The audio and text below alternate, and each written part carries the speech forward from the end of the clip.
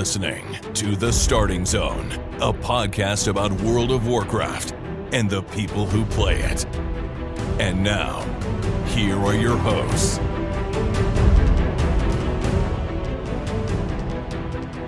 Well, hello and welcome to The Starting Zone, the podcast about World of Warcraft and the people who play it. Today is January 12th, 2025, and my name is Spencer Downey. Thank you so much for listening and subscribing to the podcast. I'm joined today, as always, by my co-host, Jason Lucas. Jason, how are you doing on this fine Sunday?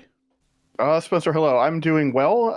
Yes, here we are back again for another Sunday midday record. You know, we spent the last couple weeks going, well, you know, once Blizz is back in the office, we'll have some more live game stuff to talk about. And, well, it didn't really work out that way, did it? They are back in the office and there is stuff happening. And I mean, we definitely have stuff to talk about this week. But in terms of live game stuff, you know, we're very much just on the status quo here, which is fine in a way. You know, we're totally like ramped down and just full steam ahead on, you know, moving into season 2. So that makes sense. I got to say, I've been playing a lot less. I've been doing, you know, guild stuff, but I've really like kind of fallen off I'm going to do my World Quest lap, you know, after reset, and then I'm going to do it after Friday night reset, and I'm going to, you know, I'm going to grab the alts and do the delves and do all the weekly stuff or whatever. I just haven't had like a big pull to do that, and part of it is just because I sort of got to the end of the process with that stuff where it got close enough to the literal hard stop end of it that there's no reason to continue doing it, I guess. So I don't know. That's kind of where I'm at. It's a weird kind of holding pattern waiting for season 2 at this point and for patch, but yeah, it's actually pretty welcome for me. I want to ramp down. I could use another, you know, month and a half here or whatever to just play a little bit less WoW and just kind of decompress. I mean, I was going really hard from, you know, I guess pre-expansion event, right? And leveling up all of those tunes and doing all that stuff. And just then the amount of time since early access started, it was just a lot, like really right up until, you know, the big holiday break. So, and now with, you know, you have to take a little bit of a break for stuff like that. Then you have some perspective and it's like, do I really want or need to do this? Or is this just part of a routine that I'm sticking to? So yeah, that's kind of where I'm at with WoW right now. Not that I'm not playing at all, but just like, if it's not guild stuff time, then I'm probably doing something else. Yeah, I've spent a lot of time on World of Warcraft this past week, even though we had a week off from raiding, so there was no pressure on that. And I also was just vault-wise focusing on finishing off my sockets, which I did. And so now I have an extra socket item sort of sitting in my bank because I just basically went, yeah, I'll knock out enough world events to get myself a socket. So I have that kicking around. As far as items and gear goes, we're kicking back off into raiding tonight. And so I'll be in for, I think, 6 or 7 bosses of the raid tonight. And that'll be fun. And I'm looking forward to that. Although I know a lot of the meta has changed since the ring came in. So I actually need to catch up a little bit on the like top tier mythic raider, you know, info and parses and whatnot to see what people are doing. So that I'm a little better prepared for that. I haven't done that yet. So that's on my list of things. And feeling like I'm really accomplishing what I want to accomplish out of my raid time.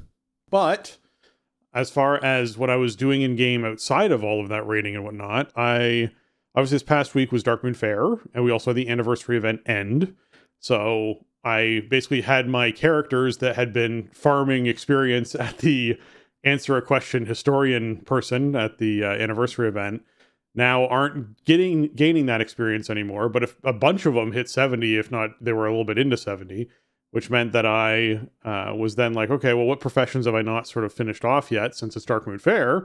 And so blacksmithing was the one that I decided I was going to dedicate to out of this, which means my Death Knight, who's a blacksmith, got the treatment yesterday of basically hopping in. He was level 70, went to the skip the quest chain, go to Dornegal, pick up the quests I need to pick up, learn blacksmithing, learn mining, go around and collect all the treasures that are there, start actually doing some blacksmithing and level up 2 levels just from crafting things at the blacksmithing vendor, and then head over to mining and start doing mining and level up another level just from doing mining, and work my way through that. Got myself up to 70 skills into blacksmithing, went to Darkmoon Fair, did Darkmoon Fair at that point, so I then got the knowledge and the skill ups from Darkmoon Faire after I had done the bulk of the work crafting wise. And so, yeah, you got him all situated basically. And it's very weird to get such an influx of knowledge so early, but still know that I'm like 400 knowledge points behind on some of these things when the whole thing's going, to try and catch that up. So the big thing for me was I wanted someone who could craft profession tools and profession equipment. So that was my focus for this blacksmith. And so this blacksmith now is basically like, I've maxed out those nodes. I'll do some like maintenance mode to just continue to get some more knowledge to make things cheaper and have a better chance of being an improved item. But outside of that blacksmith goes into maintenance mode for just logging in every week, spending 45 minutes to an hour and a half finding the 5 treasures that I need to get my knowledge points. I'm still pointing that out. It is brutal, that grind, that it still exists. And then basically just doing the work orders on a regular basis to get some more knowledge out of that and have things going. But it's nice to have a blacksmith up. The only profession I don't have now is engineer.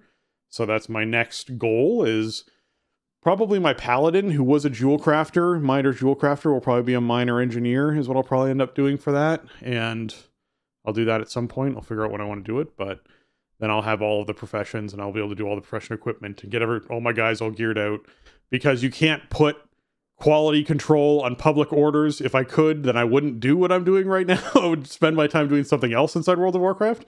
But because I want to have that gear and I want to have the items the way they are, it just feels like it's the most efficient use of my time, unless I can find someone in my guild who can currently do it. And there's just not that many people who went down the profession track. A lot of people chose to put their points somewhere else. They're starting to get to that point where if they had kept up with it, they would be able to do this. But a lot of people didn't. A lot of people did not put the effort into really staying on top of their professions after they crafted the few pieces they wanted to craft, or they went down the specific path they wanted to go down. So yeah, it's one of those cases where like, this is just gonna be really easy. It's gonna set me up for the whole expansion.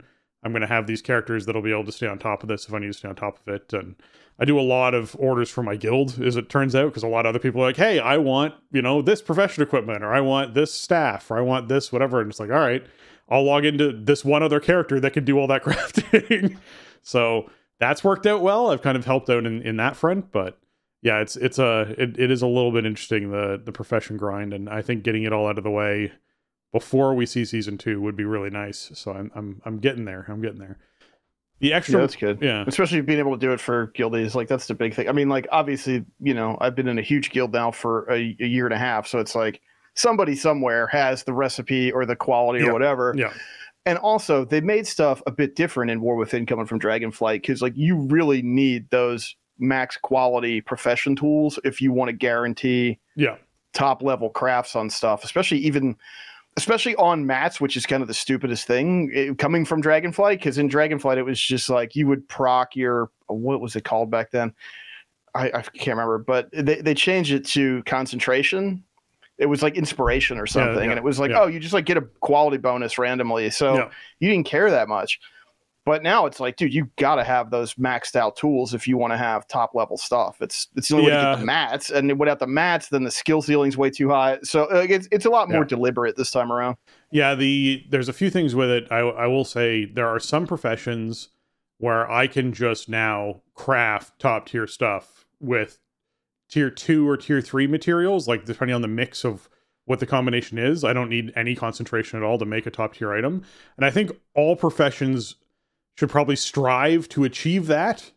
Whereas there's definitely ones where like consistently, regardless of having maxed out tools and, maxed out ingredients, you still have to use concentration to actually make the top tier. And I think that's unfortunate. It feels like they didn't hit the mark on those crafts, where it's like, oh, even with everything else maxed out and using like a little skill up scroll or whatever it is inside of the icon, I still can't actually hit the top tier. I still need to use concentration. Is like, okay, well, that's an interesting choice when this parallel profession, I can actually hit that mark and actually craft that thing without using concentration. So I find that interesting, where it feels a little bit all over the place. And it could be that's just such a broad and expansive system that they just missed here and there. Like, that's just possible. But in general, I really enjoy the crafting system right now. I think it's very well done. I just think there's a few tweaks they have to make. And one of the biggest ones to me is with crafting orders of letting you actually set a quality on public orders. So I think it's just like, that is a massive needs to be fixed, in my opinion.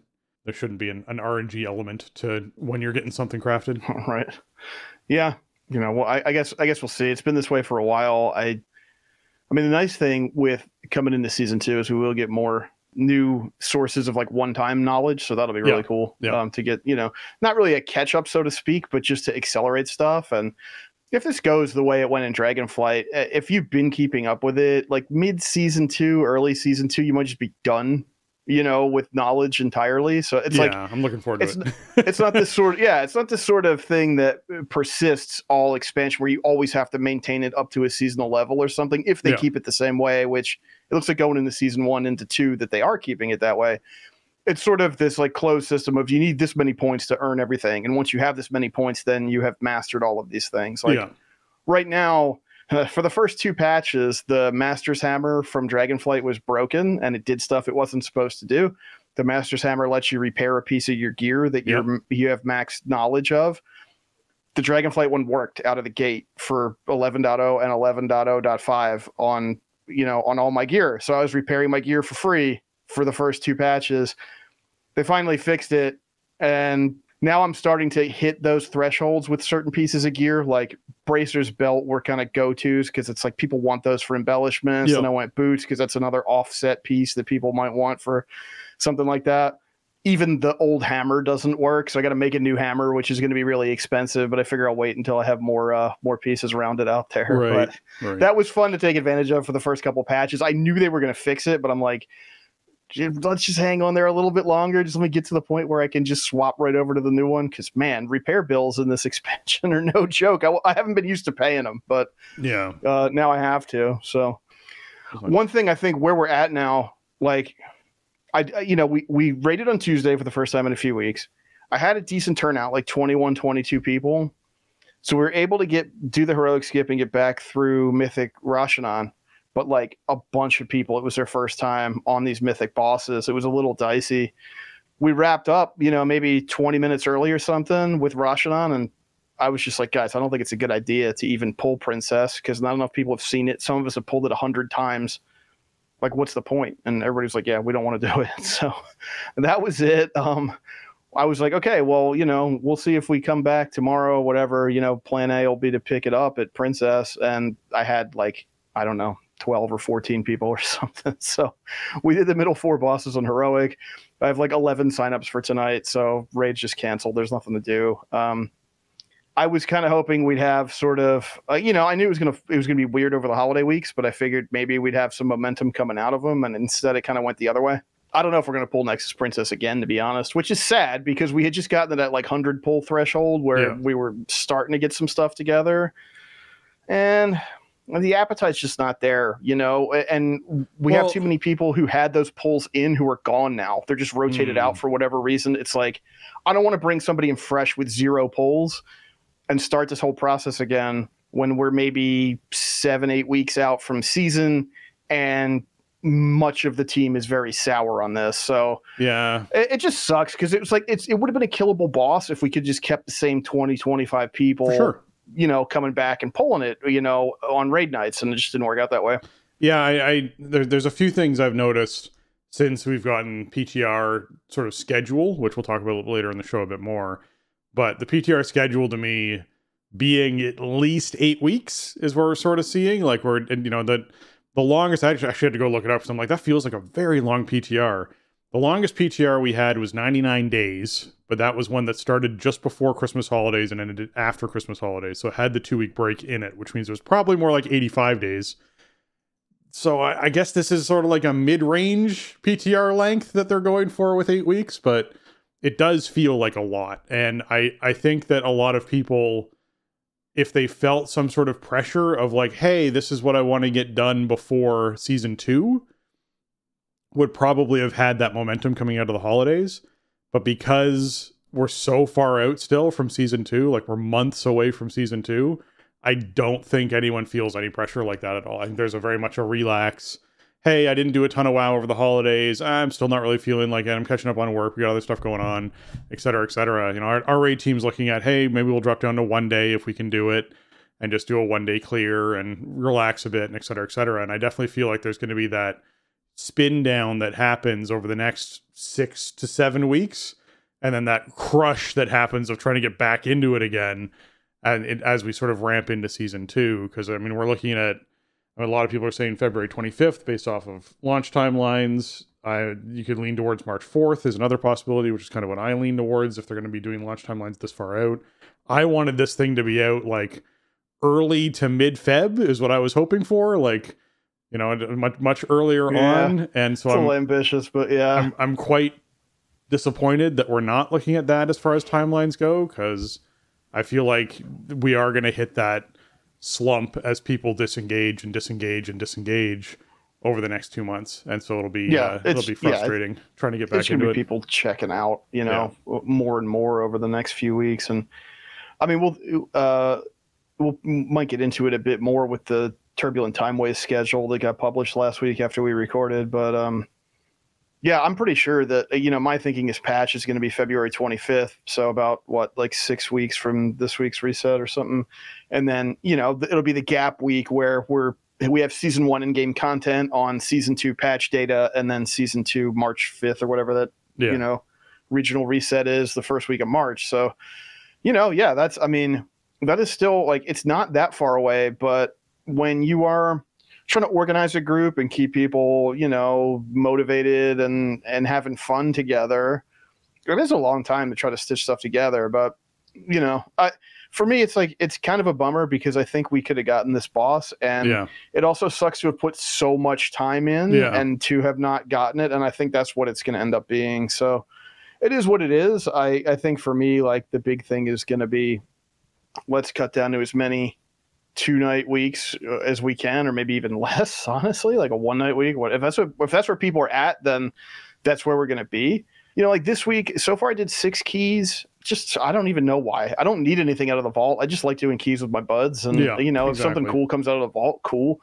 Well, we are sort of at the point of the season where it's like, all right, who's got Dawnbreakers? Who's got Miss Satyrna Scythe? And just like slamming the same dungeon over and over again because they're fast and easy. And then I make people do Grimbatol because I love it. Like, it's just my favorite dungeon to do. So I'm like, oh, who's got the Grimbas? Let's go. But yeah, I might get to the point where I'm just emotionally and psychologically okay with doing like 4 keys every week. And I don't need crest. I don't need gear. My gear, I'm extremely happy with where my gear has landed.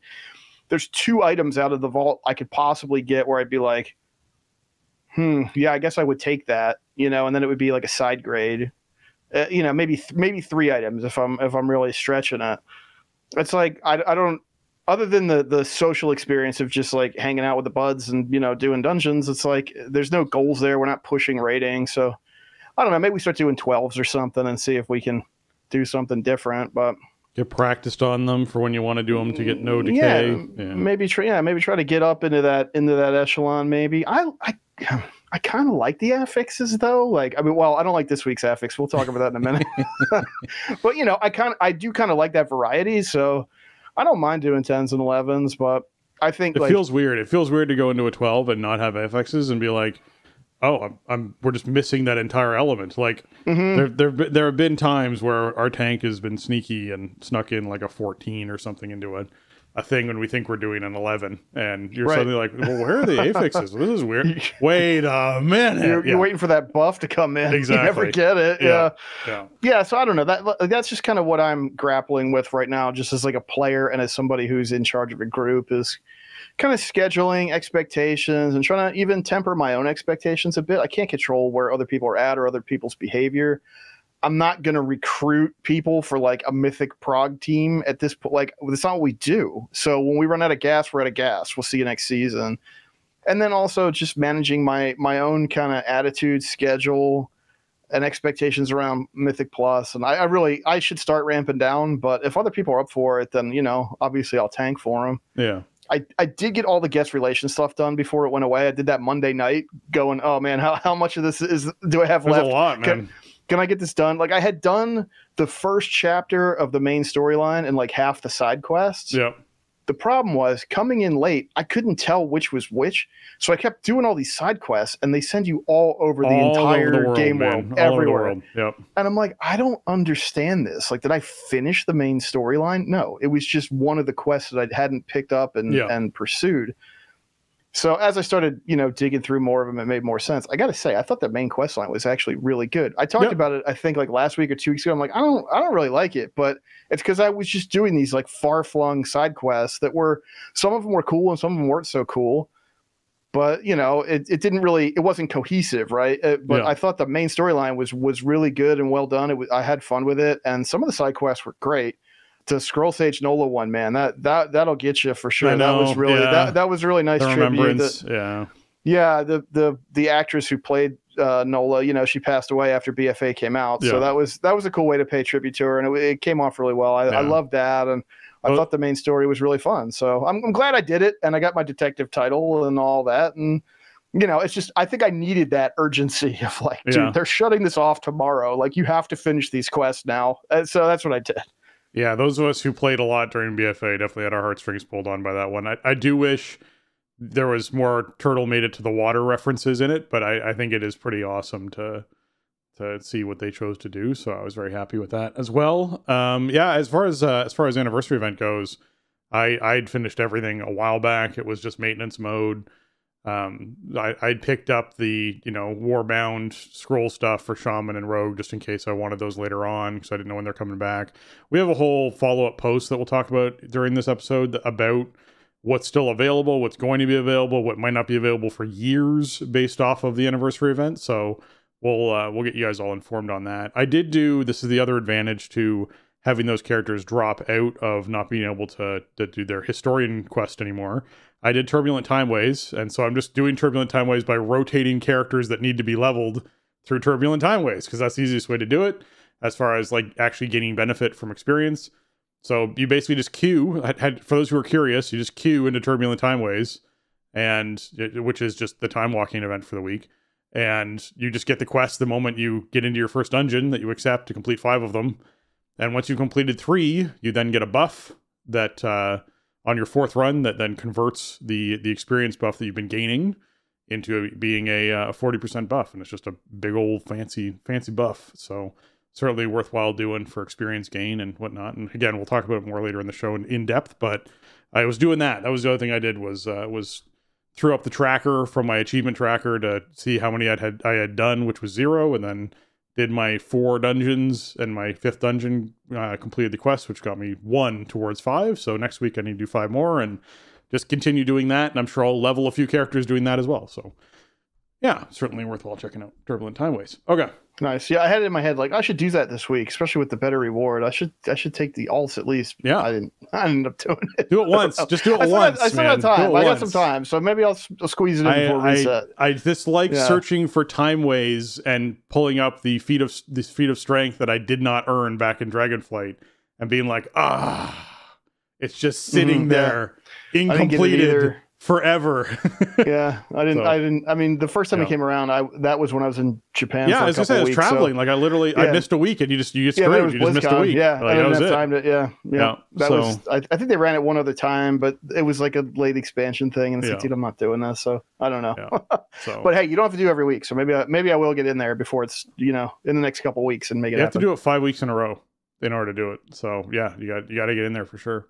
All right, with that, let's hop into what's going on this week in World of Warcraft.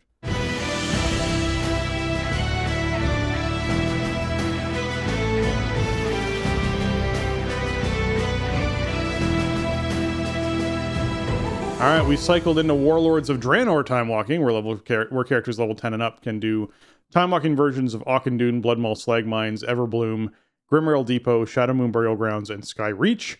And you can get yourself some 554 eye level gear out of that at max level. Obviously, the gear that drops scales to your level. So if you're someone who's trying to gear a character that leveled up through anniversary event, turning in historian quests, who might have, say, 200 eye level, even though they're level 70 something and should be wearing close to 500 eye level.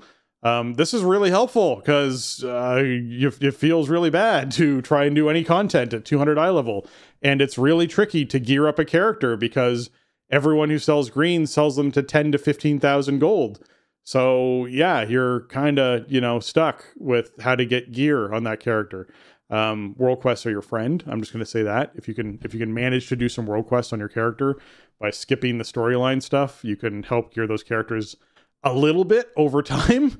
You might take you a few days to do it, but then you can get some gear out of doing that.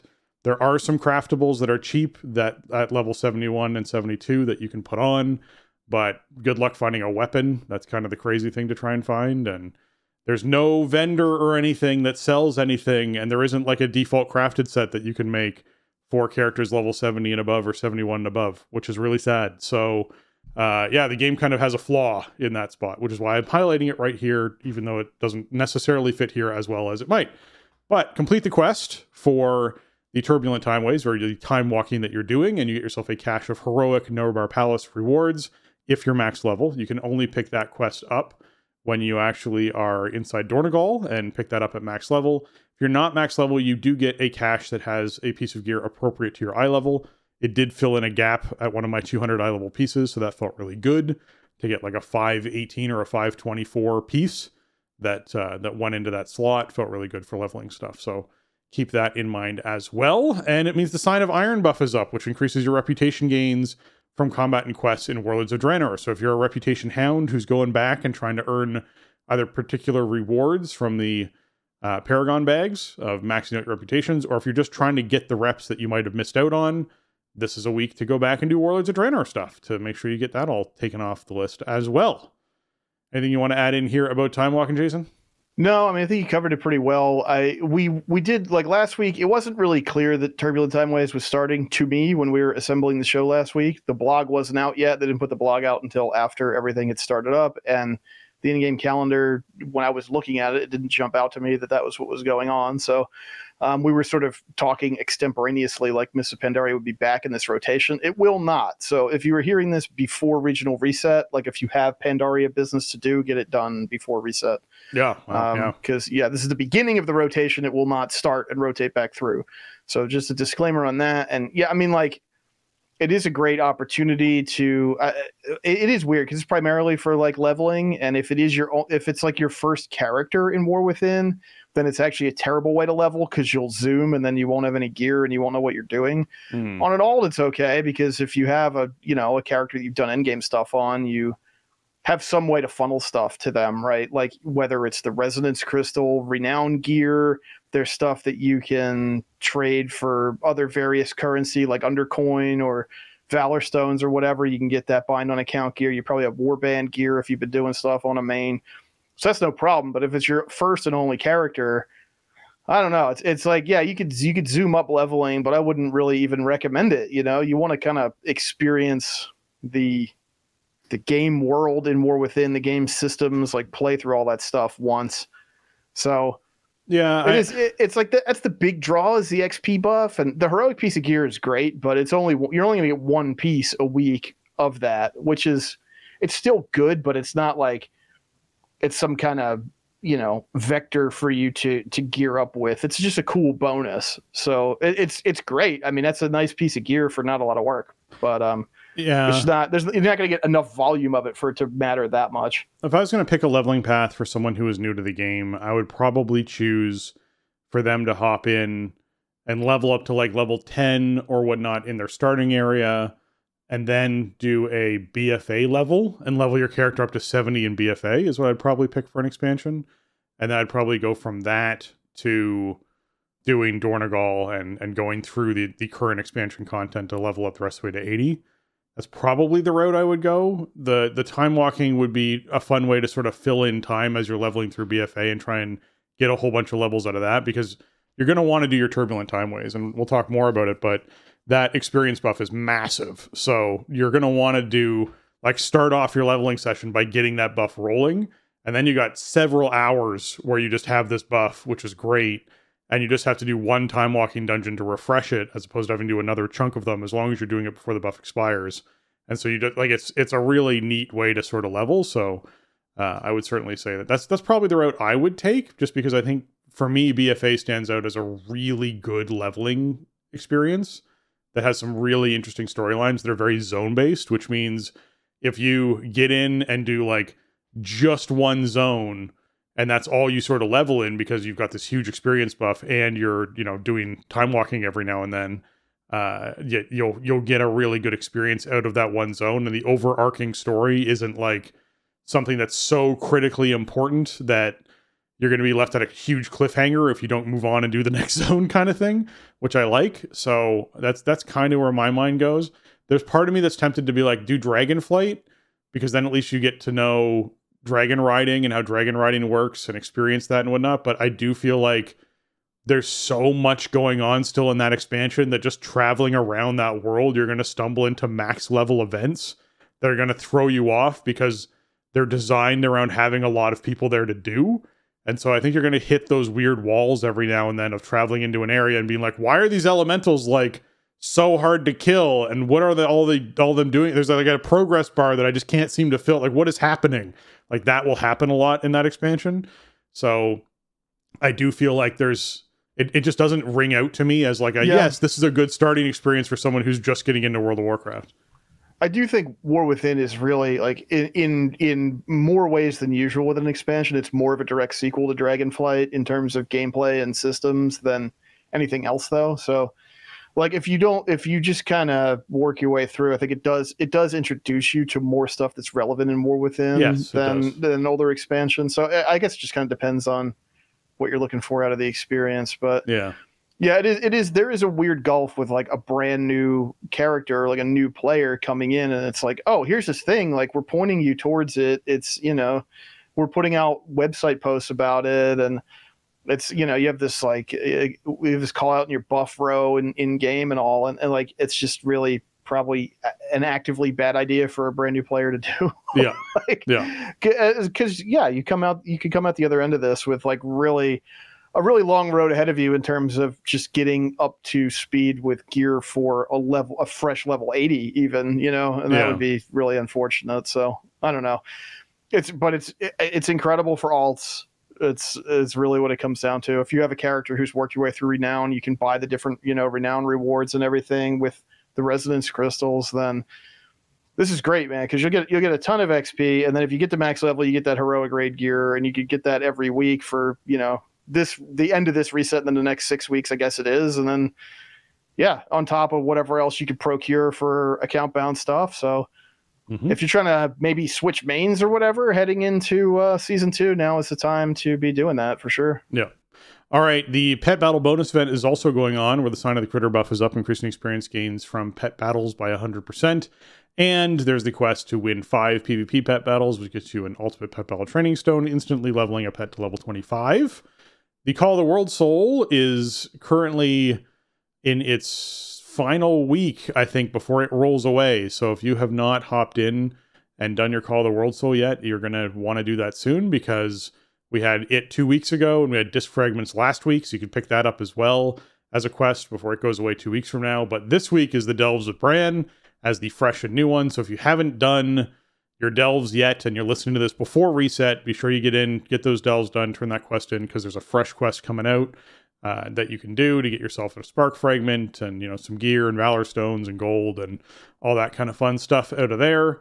But yeah, this is the three week rotation where we have Call of the World Soul into Disc Fragments into delves, and they just repeat over and over and over again. So be sure you're keeping up to date with those if that's something that matters to you. Each of these counts as one of those rewards towards world activities. Keep that in mind as well, because actually the Call of the World Soul one's great because it counts towards 2 of them depending on which one you pick. If you chose to do like Theater Troop counts plus the Call of the World Soul counts. So that's 2 factors towards that. So if you're someone who, like me, was like, hey, I want to take it easy for a couple of weeks, I'm just going to focus on getting sockets, it's really nice to be like, oh, all right, I'll, run a couple of delves, I'll do my Call of the World Soul, I'll get my Titan Disc Fragments, I'll kill the world boss. Hey, look, I'm done. Like, that's really nice to sort of get through that stuff. And part of that's the same thing of like adding in the contributing the 3 crystals towards the spreading the light event. That also counts towards it. Like, there's a bunch of things that count towards it that are really easy to sort of, if you're towards the end of your week and you're like, oh, I've only done 4 Mythic Plus, I want to get 3 other events in or 2 other events in really quick to make sure I at least could choose a socket if my Mythic Plus choices suck. There's lots of ways to sort of get that last little bit in to get the extra coin you need to buy a socket. So be sure you're taking advantage of that as well. Okay.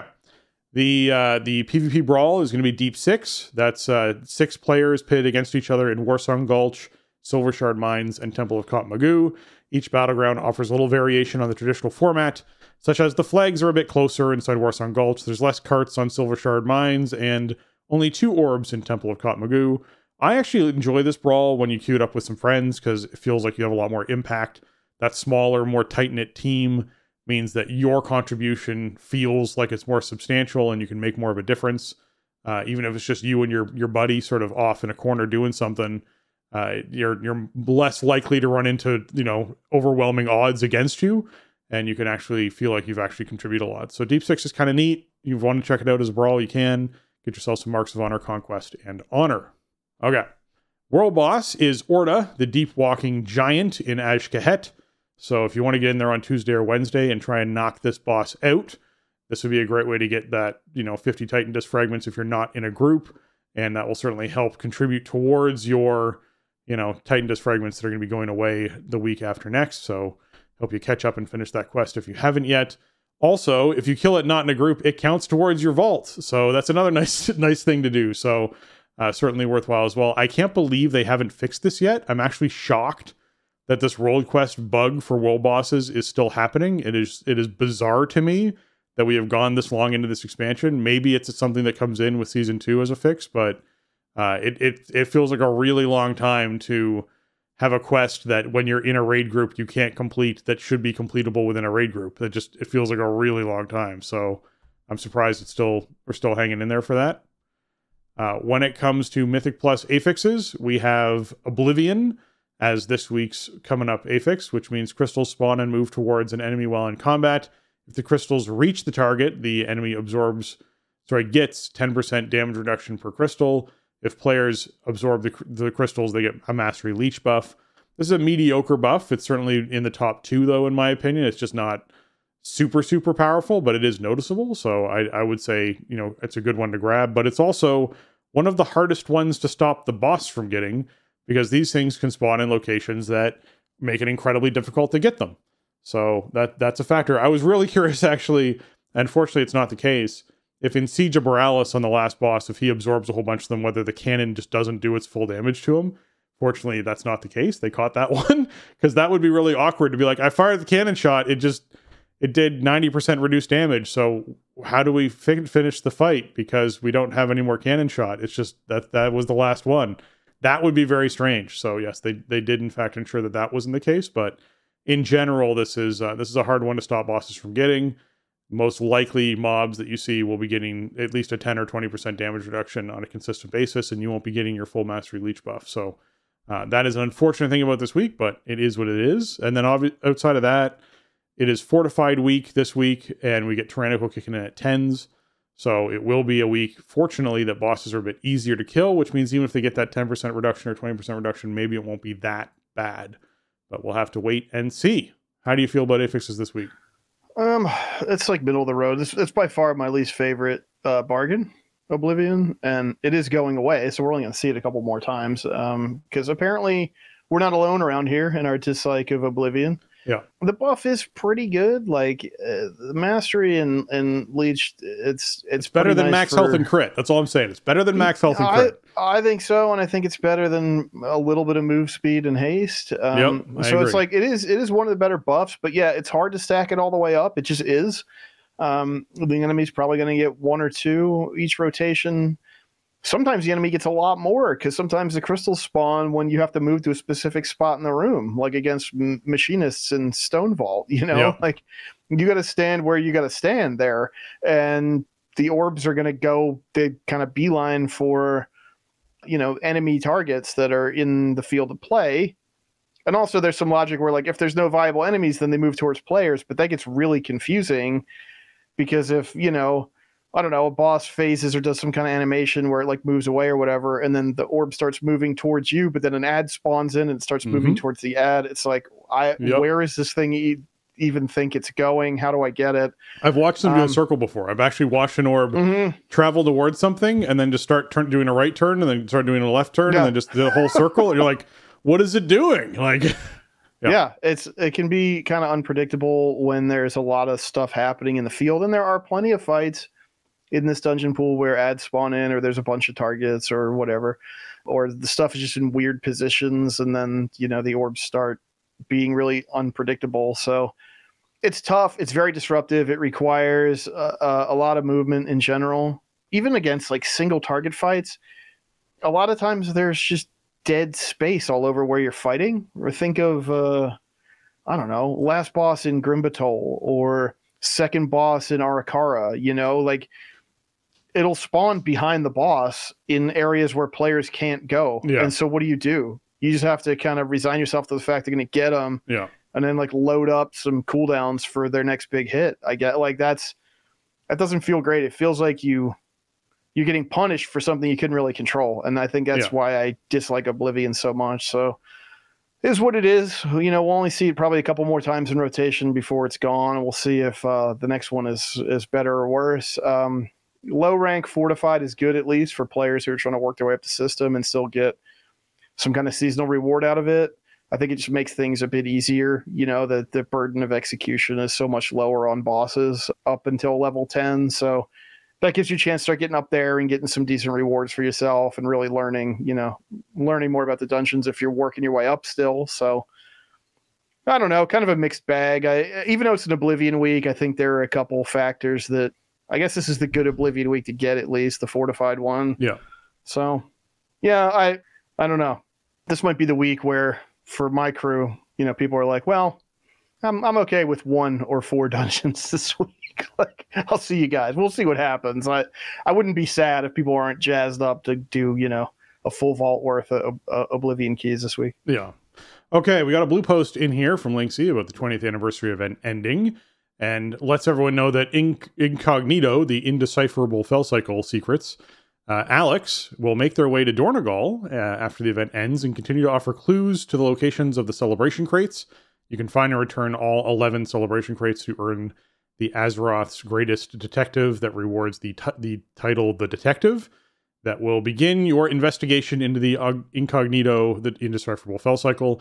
I will say that this also requires stuff from Hallow's End. So most likely you won't be finishing this if you're just getting this now, unless you were wise enough to buy the things from Hallow's End previously. You'll just be waiting until next year anyways. So if you didn't get it, I imagine this is just one of those permanent things where Alex is around and you can sort of do this at your own leisure and get the detective title and actually be able to have that as a checked off the list. You could start the quest chain and then be like, all right, when's the next event coming around that I need, that's limited time that I need to get stuff from, and sort of work out all those timelines that you need to do. So these are one of those really vast, expansive sort of secret community things that requires a long time and a lot of gathering of things to be able to do. So it's definitely something that I think some folks might be looking at next year to get their fancy Fell Cycles for. But if you are missing the tools required for secret hunting after the event ends, don't worry, you can still get the tools, but through the Secrets of Azeroth questline introduced in Dragonflight's Fracture in Time update. So, provided you have completed Dragonflight's Fracture in Time update content, you should be able to get the Secrets of Azeroth questline that then lets you get the secret finding tools, and you'll be able to still get the tools you need to find the crates and do that sort of stuff. So, keep that in mind as well. Secrets of Azeroth was pretty awesome. It was super fun. I loved that when that came out in Dragonflight. So, you know, if you just didn't play back then or whatever, and you haven't done this stuff, but you're into that kind of gameplay, then it's worth your time. And maybe this is a good time to investigate it while we're in the tail end here. Yeah. You know, yeah. And I mean, you know, if you just want the rewards and you don't care about it, you could just obviously look up what to do for all this stuff. But the way they put it together and the way they use tools in the game was pretty unique and interesting, and it was cool to see them carry it forward as part of the anniversary event. So I'm glad they left at least some of this stuff in. I guess like the storyline quests you cannot get from Alex at this point, but you can do the crates at least. So, you know, there's 2 different achievements around the crates, and you need to do 2 of the 4 achievements overall to get the detective title. So as long as you go get all the crates, then you can get the title still. Yeah. I'm glad they left at least some of that stuff in. And of course, like, getting the Fell Cycle, it's a whole ordeal. It's one of those secret mounts that requires all kinds of research and, people like the hive mind of people putting all this stuff together. And then, even with a guide, it's still pretty involved. So you'll get to the point where you can see it on a stand surrounded by candles and it looks awesome. And then you're just like, okay, you've now begun the journey to get it. And you're like, right. Okay. So I just spent all this time getting to this point.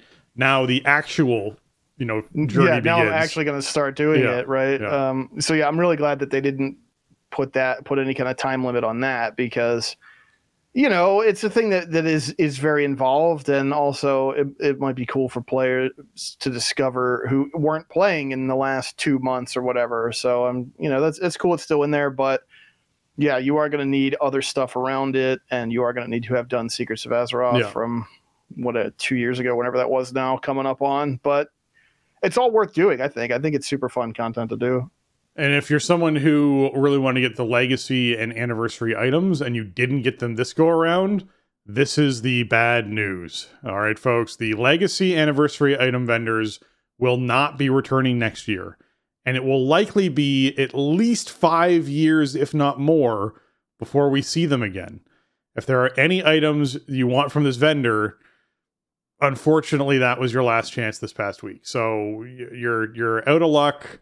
Most likely, we will not see those anniversary item things return. That's like the gear that is transmog for the ring and the shield and the helm and the sword and whatnot from that staff get, those versions that came into the game, as well as potentially those tier sets. I imagine might be part of it too, that we're not going to see returning. So I hope not. I think it'll definitely include the stuff where there's the vendor that had all the old anniversary gifts. Yeah, like the Oni Whelpling and the Molten Corgi and all that stuff. It sounds like that stuff will definitely be gone, and we'll see what else counts as legacy. I mean, will the new stuff be back? They sort of made it sound like the redone tier 2 sets would be an annual thing. So we'll see if that ends up being the case. The new stuff, like the employee style gift, shield, sword, crown, don't know. It's not like a legacy item because it's not old, but it might be in that category. So they didn't specify exactly what, but I feel like that vendor's just not coming back. Like I feel like there's certain vendors that they're just not going to respawn in the game. Like that's what I feel like. I feel like it's a mistake not to bring back the legacy vendor. I agree. I don't really see what the benefit of that is. Like, you want people to get value out of their subscription, and it's a cool way to celebrate the game and its history. And I don't know, man. What does it matter if I was going to say, if somebody gets the Molten Corgi who didn't do the MC LFR thing from the 10th anniversary? Let them get it, and it's still only going to be available during the anniversary event window, right? So I don't know. I think this isn't one of those things. I just want to point out, this isn't one of those things where someone flexes on another person because they have something that the other person doesn't. Like there's that feeling that everyone talks about of like, oh, back in the day in original World of Warcraft, this person would be wearing the tier 3 Nax Ramus amazing tier set, and you'd walk past them and you'd be like, oh man, that's wicked. Where did you get that? That's so cool. You look so awesome. Oh, that's such hard content. I can't believe you got that.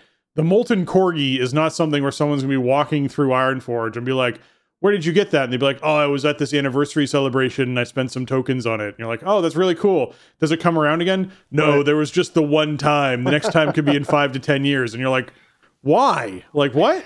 Yeah, maybe check back in for the 25th. I don't. Like, what? I don't think it really provides any kind of value to anybody. Yeah.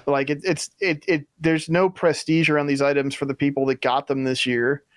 And then if somebody missed out and is new to the game next year, I picture people who get deployed. Like I picture military gets deployed. They weren't able to play for the couple of months because they were deployed. They come back, they missed out on it, and they can't get it the next year. Like, come on, man. Yeah, and see you in 2029. Yeah. I just don't get it. Make the anniversary event super cool and fun every year. You could just rerun this exact same thing next year and put one new pet in there or whatever, and it would be great. They had to go big for 20 and they had to do something over the top and huge, and they did that. I think the event came off really well and it was fun to collect all the stuff.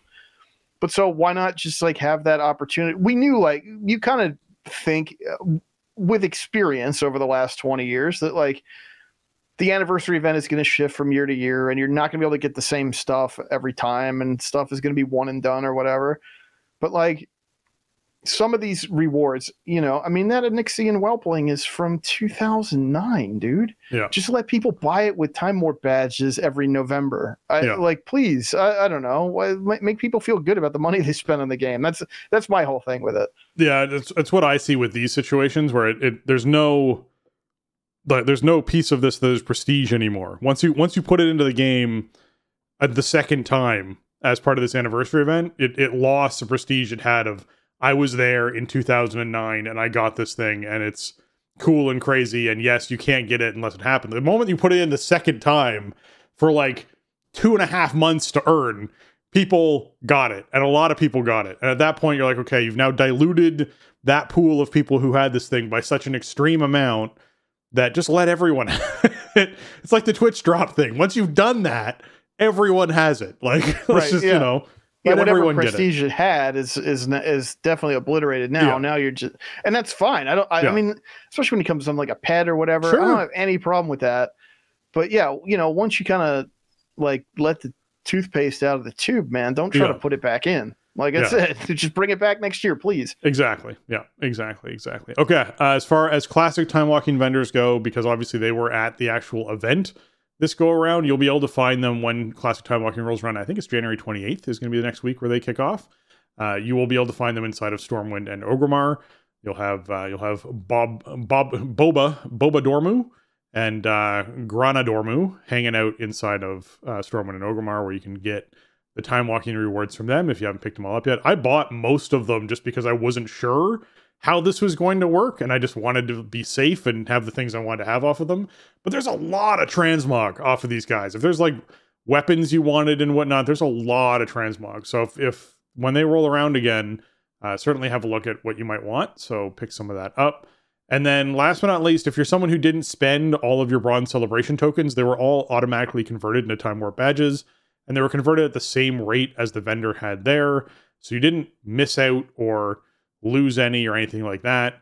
I do think that if it hasn't converted yet, this actually goes live with Undermined. So when the actual Undermined patch goes live is when you're actually going to have that conversion take place, if it didn't happen for you already. So just keep that in mind. They mentioned it here that the exchange will occur upon logging in for the first time after Undermined goes live. So I didn't know if they actually hotfixed it in or whether it actually is still there. So just keep that in mind. I haven't checked my tokens because I spent all of them. So, you know, I was safe. I wanted to be sure I didn't have anything left over. So after I finished the quest, that was, you know, I went and bought all the boxes of badges. But yeah, this was a good call. I kind of wish they had publicized it prior to the event concluding. Like, listen, I know it's just a holiday break, and like I believe me, I know. And I work in a corporate environment where communication is not always as timely as you'd like it to be, right? But like, this would have been a great post to put out like last Monday, you know, or 3 Mondays Thursday ago? the week before or whatever. Yeah, like this, they put this out after the event had already ended. I mean, we heard from somebody in the Starting Zone Discord this week who listened to the show and then got out of bed at 1 a.m. to go, you know, run downstairs and spend their badges before, you know, Tuesday reset. And I mean, they didn't really have to do that, although I'm glad they did. You got to wait. You're waiting. You know, at this point, if you have bronze, you're waiting until patch. So which means you're going to miss all of Turbulent Timeways. So you know you don't get those badges for that period of time, and it could be thousands of. I know I got at least 20 or 30,000 time walking badges out of the bronze that I was converting over throughout the event. So it's certainly something where, you know, if you had a huge stockpile of bronze and you didn't convert it before the event ended, you are definitely missing out on a really nice Turbulent Timeways purchase period for all of that going on, especially if it was like, I had Mists of Pandaria or Warlords of Draenor stuff that I wanted to buy. It's like, well, that stuff you will now see, you know, in 8 months, like way down the line, next time it actually rolls around, or maybe next year is the next time you'll actually see some of that stuff come around. So I feel like there should be another Turbulent Timeways scheduled for next November. I'm just saying, put it in the books now, guys. Just schedule that in so that we can actually have a lot of this time walking stuff back for folks right around anniversary event time, especially if bronze and stuff like that is coming back, which we don't know yet. We don't know what that's going to look like. So keep that in mind. But while we're talking about Turbulent Timeways, there was a post that came out, as Jason mentioned, this past Monday. So we actually did get something here that says that, January 7th is when this kicked off, and it kicked off with Mists of Pandaria. And so you got to get out there and explore this past week. If you're someone who still has some time before reset, be sure you're doing your 5 Turbulent Timeways time walking dungeons. Because for a limited time, the time walking quests from the weekly quest giver activist in Dornogal will offer an increased reward. It's a heroic level cache of Nerubian treasures with items level 610 and 619.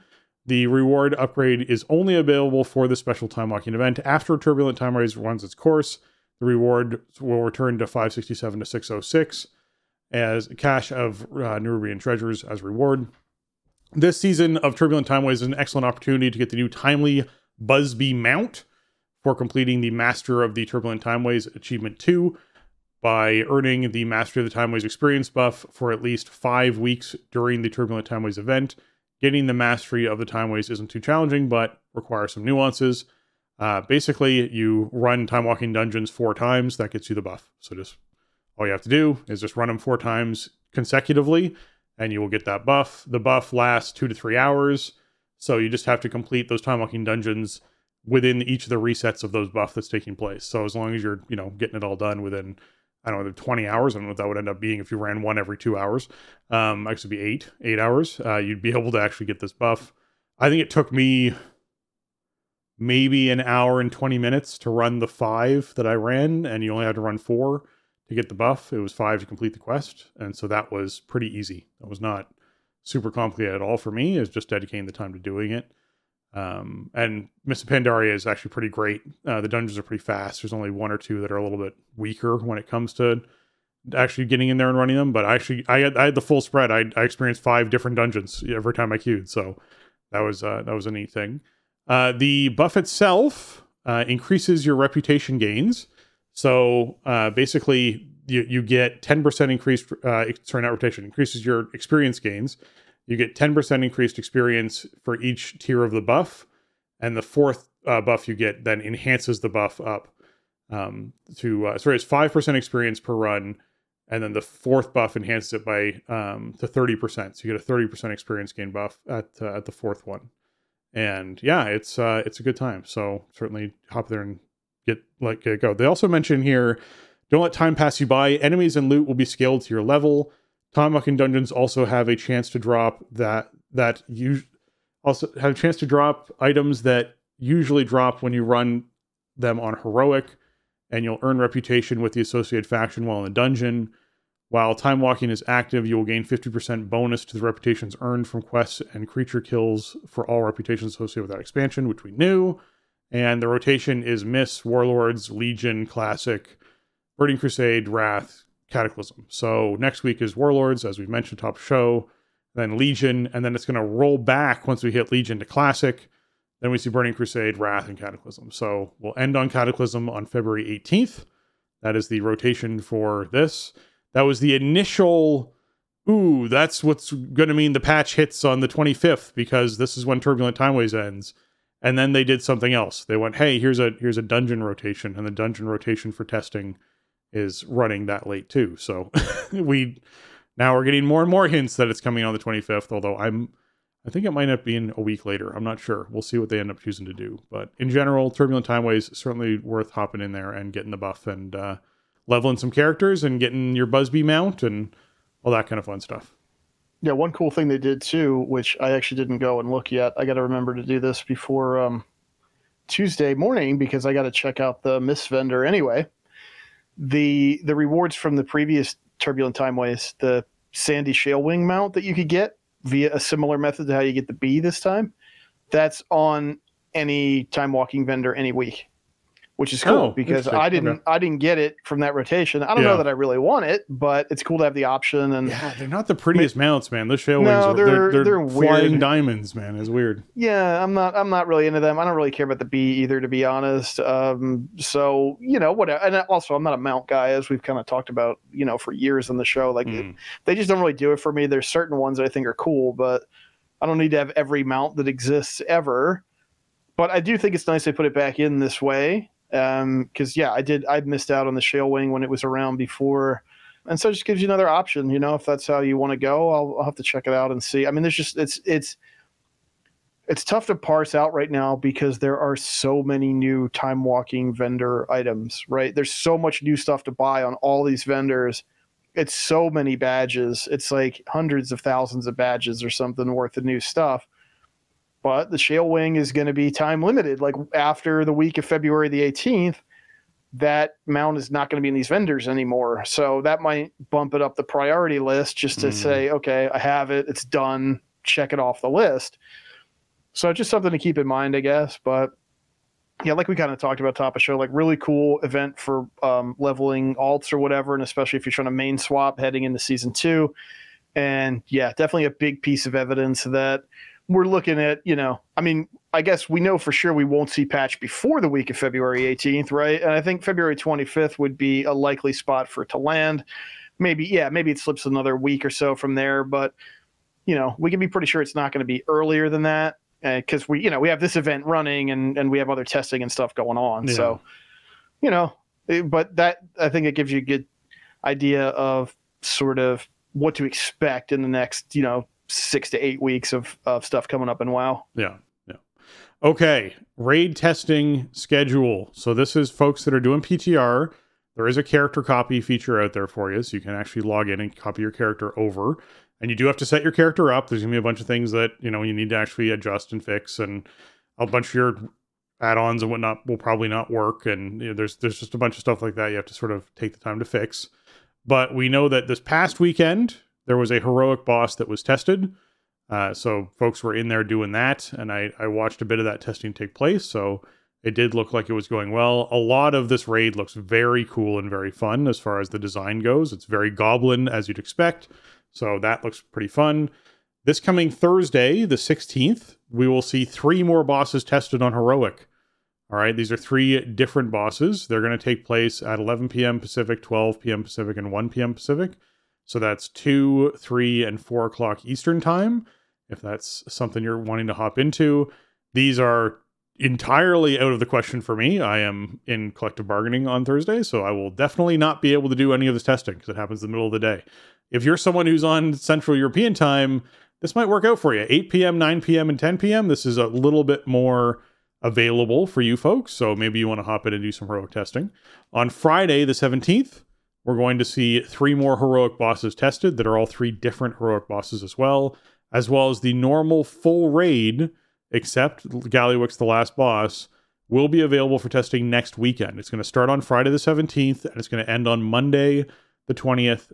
So it's starting at 2 p.m. Pacific time, so 5 p.m. Eastern on Friday, and ending at 9 a.m. Pacific time or noon Eastern on Monday. So folks will be able to hop in and try out the full raid. I know my raid team is planning to try it a couple hours before our raid time on Sunday, I think is the plan at the moment. And potentially just sort of like bump our raid to Monday if we need to, if it's kind of fun and we're enjoying it. So there might be some early peaks depending on how many of our raiders are around to do it.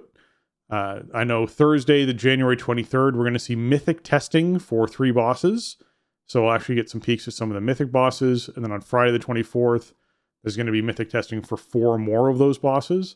And I think this is just the big thing of being like, well, we don't want to show off Gallywix, but we're going to be sure that there is testing that takes place for at least the whole raid is what they're kind of leaning towards as far as bosses go. So folks can get in there and check it out. We know that there's going to be Raid Finder, Wing 1, Wing 2, and Wing 3 that will be available for folks to hop in and check out. And so the 24th to the 27th are the dates where you can hop in and queue up for those wings if you want to actually just check out the bosses and see them for yourself as far as that goes. It's a little weird to see Raid Finder testing, but I think they probably need it to do the scalability of some of these bosses to make sure that the systems are working the way they need to work and the mechanics are working the way they need to work. If they catch things like, oh, when you have 17 people, this is really, really hard, I'm happy that they caught it in this. That's where I find the Raid Finder testing could be useful. And then we know that as far as War Within Season 2 dungeons go, they are going to begin their test period on January 7th. It's going to end on the 14th. And basically, during this window, we're going to see the Operation Floodgate, the War Within Dungeon, Cinderbrew Meadery, Dark Flame Cleft, Priory of the Sacred Flame, and Rookery, as well as the Legacy Dungeons for Operation Mechagon Workshop and the Motherlode and Theater of Pain, all being part of that testing period. And that basically how they're sort of kicking it off is for Season 2 or then we are refining our testing format to better concentrate feedback and facilitate larger content and balance updates between each PTR cycle, along with a daily rotation of affixes for +2 to +12 keys. Each week will spotlight a subset of 2 dungeons for focused testing. So the things I was mentioning there is week 1, 2, and 3. And then on week 4, you're going to have the War Within Dungeons plus Operation Floodgate. And then in week 5, you're going to have the Legacy Dungeons plus Floodgate. And then in week 6, it's going to be all Season 2 dungeons. So we know that over a 6-week period, people will be in there testing Mythic Plus on a regular basis if they want to. I'm sure a lot of streamers will be, so you'll be able to watch a lot of them if you want to, just to make sure that those keystones are coming out the way they want. This feels like the most testing we've seen for dungeons out of any of these tests outside of a beta. Outside of a beta, I feel like this is the most testing we've seen of a seasonal dungeon rotation, so I'll be curious to see what information they gain from that, because that's going to be a pretty big factor when it comes down to all this stuff. But yeah, that's our raid and dungeon testing schedule that they put out for us, so that's where a lot of people are placing their guesstimates about when content's coming out off of. Yeah, I like the fact that they're really focusing the dungeon testing the first couple weeks on, a few, and especially starting off with like the one brand new dungeon, right? Operation Floodgate. Yeah. I mean, PTR participation is what it is. It's not going to be super high. It's a fraction of people that play the live game, a small fraction. Yeah. So, being able to funnel the people that are playing into fewer, content avenues is the way to go, I think. So I expect that these dungeons are going to come out and they're going to be really hard the first couple weeks of the season. And that between us gearing up and learning the dungeons and then, the surgical kind of tuning they did in Season 1, that wound up at a happy medium. But I also don't have any illusions that they're going to test like this and then the dungeons are going to come out feeling great. Like, the dungeons are supposed to be hard for the vast majority of players the first few weeks. You should be getting 45 to 60 item levels or whatever over the course of the season, which is going to make them feel better. And yeah, there's going to be difficulty outliers and just straight up tuning mistakes or whatever, and they'll get corrected as people experience the dungeons. But at least this way, if there's any massive problems, they can kind of maximize the amount of data they have about Floodgate and about, some of these dungeons that are getting really big overhauls. Obviously, the War Within dungeons haven't been keystones before, so there's kind of a learning curve there in terms of, how we as players react to them. And the returning dungeons aren't going to be the exact same. It's not just copy paste from those old expansions. The stuff is going to be changed, and then how does that feel to play, So we'll see that. I just hope that we get a fortified week the first week of the rotation. I feel like starting every season with a tyrannical week, it's okay, well, any attempts to sort of move up through the system just get stymied for a lot of groups, because you hit these bosses that you don't know how to deal with and that you're as weak as you're ever going to be all season, and then you just brick wall at the boss and it feels bad. So yeah, we'll see how that all rolls out. But yeah, the testing schedule, I mean, it's cool they're testing so much and that they're leaving up LFR testing for a while when they're doing. I wish they'd do more than one full weekend for normal, but they also don't want, I think a big thing is they don't want people getting sick of the content before it even comes out. They don't want to leave the raid testing, even normal, up for the whole period for 3 or 4 weeks or longer, because it takes sort of the shine off of the raid for some players before it even comes out, I think. So, yeah. You have these windows where you do it and then, okay, well, we'll see you when the season rolls out. Yeah, there's still a lot of people out there who would prefer PTR didn't show any of this content, and that Blizzard just employed enough testers and had enough time to be able to actually properly test content on their own without deploying a PTR and sort of choosing to have players do a lot of that testing. I mean, obviously the argument stands of hey, this allows players to give feedback about how things feel and what's going on with stuff, and Blizzard can make changes based off of that. The larger factor I think a lot of people forget, which is critical to me, is add-ons.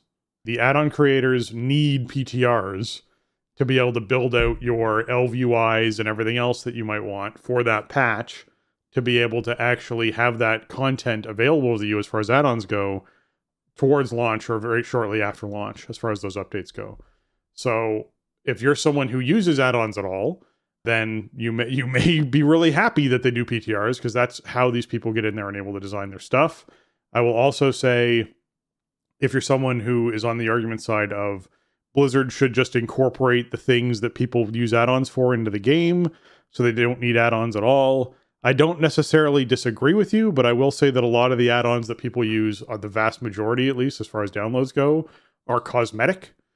Like ELV UI is literally a cosmetic add-on for the majority of people who choose to use it. They just like the look of it more than they like the look of the base UI.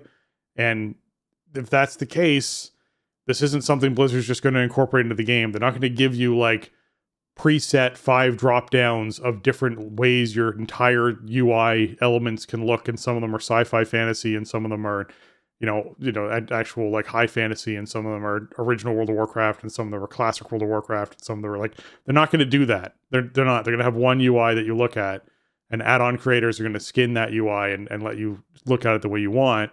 And Blizzard supports them doing that. So I would say that PTRs are really good in that format, and they might as well take advantage of getting player feedback on bosses and dungeons and raid encounters and whatnot while they are doing it. They might as well do that. So I'm not opposed to PTR, although I do like and understand entirely the surprise that some players want to get, where there's no data mined information and you're just walking to something fresh and new and exciting, and recapturing that feeling from your childhood that you can't necessarily get back anymore. So I definitely get that as well. I do, but I'm not in that category, man. I don't, you know what I mean? I want add-ons to work, and I want some kind of a guide or a video to watch before I try to bring 30 people into a raid, like, yep. And I think a lot of my players want that too. We want to maximize the time we spend in the game, and that means that PTR testing is essential for that, not for us to play it, but for people who have played it, and for boss mods to work and weak auras to work, and for there to be a strat video or whatever. It means we can walk in there ready to play the game. For Tactical Air Horse to put out the Pineapple game, for the raid, like all that stuff we rely on that heavily, because we want to go in there and kill bosses, not explore how stuff works and read the dungeon journal to each other. And I'm not diminishing that. If you think that's cool, that's great. And that depends on the dynamics of the group playing together. But like for me and for my crew, it's like, all right, let's go in there and kill stuff. Yeah, I get that. Okay, Season 2 Great Vault requirements. I like that Kaivex had to put this out, because for some reason it was floating around that the requirements for doing delves to actually get completion and world events for your Great Vault was changing to 1 as opposed to 2 for the first tier box. I don't know if this was data mined information or this is how PTR went live initially. But I think it was just a UI thing in PTR. It was something like that. PTR is like so full of placeholders, and like you're not getting a Great Vault in there, so they probably don't have like up to date data in there. Like there was like screenshots going around for the Great Vault like panel, and I don't know if those were data mined or if they came out on the PTR. I can't remember which one it was, but yes, there was definitely screenshots going around, because I know people literally have tools that exist, Wowhead in particular, that let you actually like interact with an interface and fly around a world and look at what a map looks like and look at what every single element looks like. So I don't know if that's where it came from or if it came from actual PTR, but regardless, clarification post from Kaivex, they are not changing any of those reward tiers or the structure from Season 1 to Season 2. It is still 2, 4, 8 for that completion tier. So, FYI, that's still a thing. They didn't change it and change it back. This is the issue with PTR. This is the issue with data mining, is often you get incomplete things and people make assumptions based off of them. So don't set your expectations based off of PTR, I guess is what I would sort of say. All right, Twitch drops. There is a Twitch drop coming up. We want to be sure we mention it so people can get in there, and I want to talk a bit about it because it's a misnomer, in my opinion. There's plunder to be had when Plunderstorm makes landfall, and you can claim your piece of it. by watching any World of Warcraft stream on twitch.tv. The start time is January 14th at 10 a.m. Pacific time, so 1 p.m. Eastern. And the end time is February 4th at 10 a.m. Pacific time or 1 p.m. Eastern. And you have to watch 4 hours of World of Warcraft content while these Twitch drops are active on any channel to earn the Coward's Azure Target Transmog, which literally puts a target on your back. And I want to highlight that if you're choosing to wear a target on your back, that is not a cowardly thing to do. So I'm confused as to why it's the Coward's Azure Target. Well, because you're running away, and that's why you're getting shot in the back. I mean, you are wearing a target on purpose, so that's the whole thing. But like you're wearing a target on purpose. Like I feel like, and yeah, often you get hit in the back inside a Plunderstorm because you just don't see it coming, not necessarily because you're running away. So like, you know, I'm running away. I'm in a bush. I would prefer that this was a flapping chicken that I wore on my back. I'd be like, I'm down for the Cowards thing. Like, so this is a palette swap of an item that was, I believe it was a trading post. I think it was monthly bonus. It wasn't just like on the trading post. It was like the trading post reward for the month, which like was maybe the least exciting one. Now the one watch. that was like the watch, that was the least exciting one. But this is like a solid candidate for number 2. Yeah. It's a palette swap of that. It is a unique item. We haven't seen it before. There's no other way to get it. Plus, like, you can help out, you know, your favorite Twitch streamers with hanging out in their channels. And yeah, Plunderstorm does start up. We didn't even mention it, I don't think. It does start up this week with weekly resets. We don't really know too much about what's going to be different with it, but I'm sure you're going to see a ton of people streaming it. So, I know there's different abilities right off the bat. They revamped all the abilities. Some different stuff. And like, we know the reward path is different. It's not a renown track anymore where like you play. Yeah, like you take, I believe you take the plunder that you earned in the game and then you go to a vendor to purchase the stuff that you want. Yeah. Which is better. I mean, that's a better way to handle it versus like you have to play this much Plunderstorm in order to get these rewards. I will say they put out a little teaser video on socials the other day of what's coming in terms of the rewards for Plunderstorm this time. And it's like dark palette swaps of all the stuff from season 1, you know, the parrot mount and pet and the finery and the croc mount. So I don't know. I'm not feeling super motivated to like max out Plunderstorm rewards. I really didn't like the mode when it came out last year. And then they changed some stuff about it. And I played it a little more and I sort of enjoyed it for what it was. And I wanted to get the renown track done. And by the end of it, I liked it more or less. Like on balance, I liked it. You know, it wasn't my favorite, but I had an okay time with it. Seeing what's on offer this time, like, dude, I think I might just be out. You know, I'm in this ramp down kind of mode. I'm cool with spending less time in WoW and like just to get like a dark version of the Plunderlord's finery or the croc. Like I don't know, man. That's not really pulling me in, but I think that's okay. Like I think it's actually cool to be like, hey, if this doesn't do it for you, then don't play it. And if you like Plunderstorm, here's some new stuff. Like it's new-ish stuff you can get. You were going to play Plunderstorm anyway, so please take this crocodile for your trouble. You know what I mean? Like I think that's fine. I don't want the pull. So if I don't end up playing it, I'll feel okay about it, and I think that's actually great. Yeah, I think that there's certainly some aspects of it that are really attractive as far as rewards go and reward structure goes. I enjoyed Plunderstorm when I played with friends. Playing solo, it was much more of a punishing experience as far as like just, you know, sometimes you just had a really bad spawn and sometimes you just weren't the first one to get an item and sometimes you weren't. It was just like over and over and over again. And there wasn't as much silliness and joking around and having fun as there was when you had a buddy there with you. But I will say that towards the end of the event, once a lot of balance tuning and stuff had gone in, I did enjoy the event more. I am looking forward to the event this go around just to see what it's like. I am hesitant about whether or not I'll like it or not. I'm not sure, but it's certainly something that I'll try out for a bit. And it's certainly a limited time event. Like we're looking at 3 weeks is what you got to get this done. And if you're not really dedicating time to it on a regular basis, I don't know what the currency earn rate is going to be like. But if it's anything like the first go around when they first started, you will be having to play this every single day to be able to buy all the stuff you want to buy. Right. If it's like it was towards the end of the season, then, you know, you might be able to do it in a week and a half. I think being able to do it in 3 or 4 days would be really nice. I think like, let's come in at that late please. event level. Like, we want, just give us the stuff, man. Yeah. I hopefully it will, because it was very stingy out of the gate, as they usually do, especially with new stuff. And then they had that kind of shift like a couple weeks in, and it was like, oh, this is the way it always should have been. Okay, I can play 1 or 2 games a day, get a renown rank, and I feel good about it, and I don't have to like grind it. Yeah. So yeah, hopefully it comes in at that level. Yeah. And then the last blue post we want to cover here is actually just a general post that went out, which is about the celebrating 30 years of Warcraft with us. There's going to be like a tour that's taking place by members of the WoW team and something else. We don't really know necessarily what's happening at this. We just know that attendance is going to be limited. So you want to keep your eye on like when regional sales are going up. It's all run through Tixer, which is TIXR. And there's obviously links. There'll be links in the show notes, but there's links on the WoW website and all their socials and everything, where they're essentially starting out in London on February 22nd and traveling from London to Seoul, Korea, which is March 8th. And then from there to Toronto, Canada on March 15th. And then over to Sydney, Australia for April 3rd.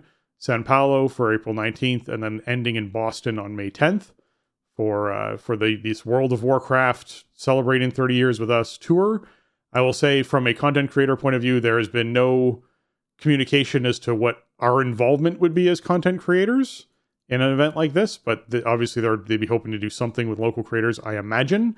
And when it comes to getting tickets for it and what tickets are going to cost and like that, none of that information is up yet. You can't actually buy tickets yet. So, right. Yeah, they did put out some info that tickets would be free. Yeah, tickets are free to this, but limited. So you got to like register and get a ticket.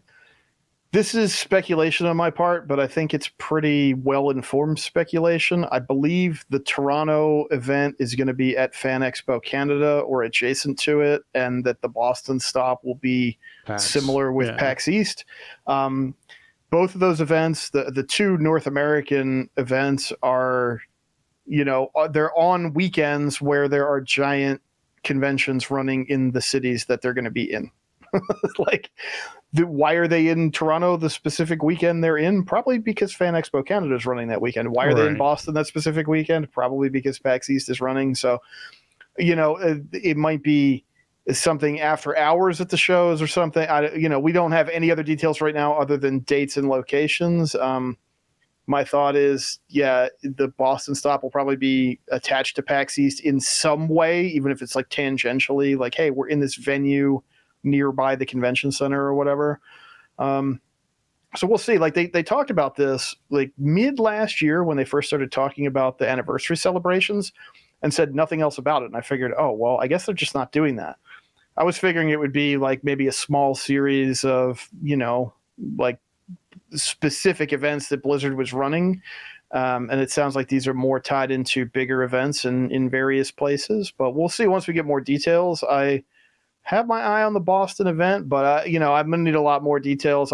PAX East is like not my favorite show in the world to attend. I've been a few times and I don't love that show. And not that you'd have to probably go to the show to attend, these celebrations, but while I was there, you'd think maybe I would, check out the show. Also, I used to be about, 90 minutes from Boston, and now I'm significantly farther. So that makes it all a bit different as well. So we'll see. I mean, I'm interested in it. I'm interested to see what this is going to be. It's cool that they're doing it. And I mean, these are conventions, at least in terms of, I can't speak to, the other ones, but the North American ones are ones that Blizzard has attended many times in the past and done press for WoW at and everything like that. So I'll clarify one thing, which is it's not Fan Expo Canada happening then, because that happens in August. It's Toronto Comic-Con that's happening during that weekend, from the 14th to the 16th over that weekend in March. So that is one of those things. But yes, you're right. They have gone to Fan Expo Canada before and done that, but Fan Expo Canada this year is happening in August. So this is the Toronto Comic-Con that's going to be happening over that weekend. Yeah. Yeah. So it's likely that, these are tied to these other events. So we'll see. The weird thing, well, I guess we got a couple months, but like a couple months goes by pretty fast. I have a lot of stuff going on. And if the Boston thing is going to be something I want to attend, I would love to have details for it right now. When and where is it, and what else do I need to know about it? And like if there's press access, or if there's an ability to do press, then we don't have any details about that. They said there's gonna be developers there, so it'd be great to be able to participate in interviews or whatever, but no details. So we don't know. It's like an announcement of an announcement kind of thing, which is a bit frustrating. But we'll see. It's cool that they're doing it, and they're doing it in so many different places around the world this year, as different events roll through. So, it seems cool. It's a very cryptic announcement though.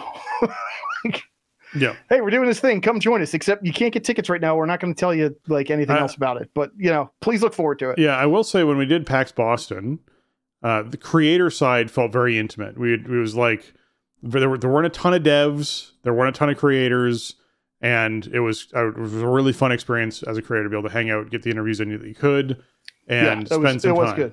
They took good care of us that year. Yeah, it was well done. There was some weirdness that had to happen with it because it can be a little weird at PAX, but it was good. It was really well done. I was happy with that.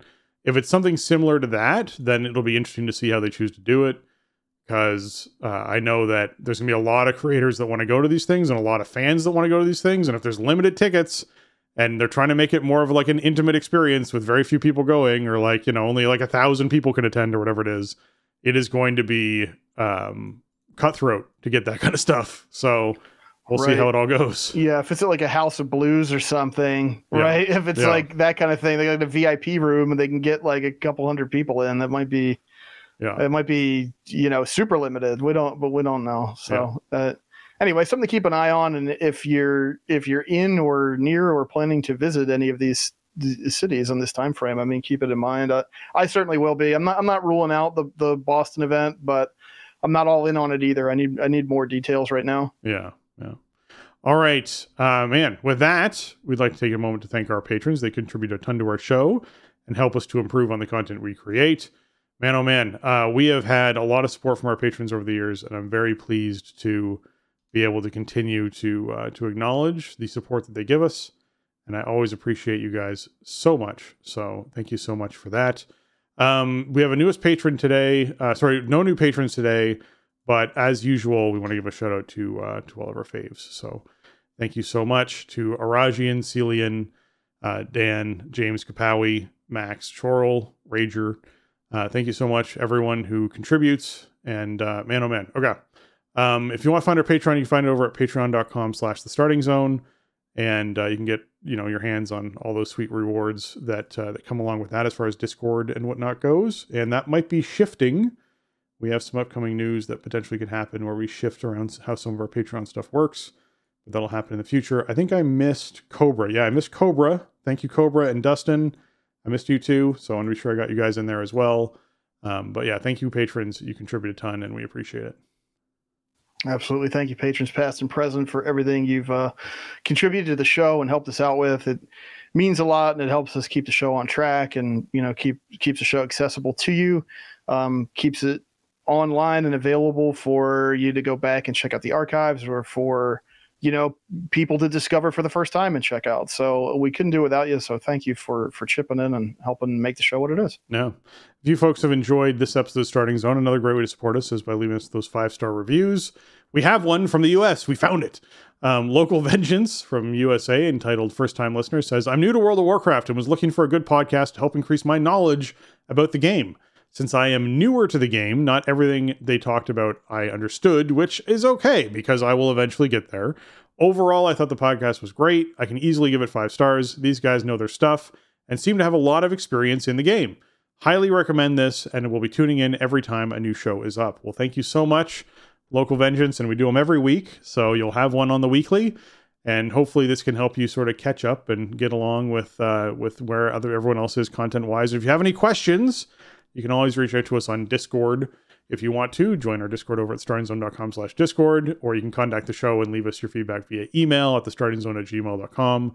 We also have Twitter at The Starting Zone, and yeah, just feel free to hop onto one of those and support the show where you can. So thank you so much, Local Vengeance. Absolutely. Thanks for taking the time to write in, and welcome. Glad to have you along with us. It's always great to hear from people that are new to the game. There's sort of a myth about, WoW doesn't ever attract any new players. And granted, like, I'm sure brand new players are a small chunk of the overall base, but they do exist. People, find the game for the first time all the time, even as established as it is. So really cool to hear from brand new players. And yeah, WoW's it's been live for 20 plus years, and it's dense, and there's a lot to know about it. And there's sort of a language through which we discuss it, which might be a bit inscrutable when you're new to it. But I like that attitude of like, I'll eventually get there. And that's sort of, I think that's the best approach to take getting into WoW as a hobby. And like, for me, even 20 years in, it's like having the ability and the interest to like learn about the game. When a new thing comes in, okay, how do I approach it? How does it affect how I play? Oh, is there something about my play style that actually isn't as good as it could be? Or do I need to like open up my mind to like a different play style or like a talent build that I, don't like, but it's better in a certain situation or whatever? That interest and willingness to learn, that's a huge part of enjoying this game. I think it is complex, but the complexity is part of what makes it fun. So it's really cool to hear from a new player who's interested in, kind of developing that knowledge base about the game. So yeah. And like Spencer said, if anything we talk about on the show is like, well, I kind of don't understand what that means, or I don't have context for that, like, the Discord is there. Like we hang out there frequently, and we have a really awesome community of people that hang out there and share their experiences, are always willing to help with a particular question, or maybe they find something that is not like widely publicized that is helpful to the group. So definitely check that out too. It's a great resource, especially if you have questions or pain points or something on as you like begin navigating the game.